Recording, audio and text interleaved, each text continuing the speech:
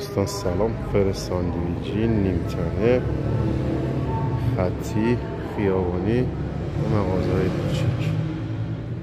یک عدد شد بین 30-33 مخصوص همبرگر، قاچ پنیر، بندری و غیره. یک عدد گریل زغالی مخصوص خطی کردن همبرگر و کبابی کردن فیله مرغ.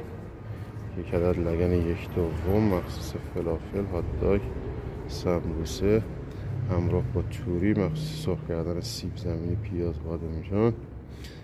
ابعاد دستگاه 1 متر در عرض 45، ارتفاع 90، پای قوطی 40x40، ورق استیل خشدار، شیر شده استاندارد، زیر کار سینه ریزش روغن آشغال، تولید در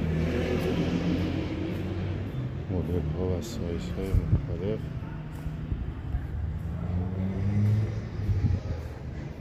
گروه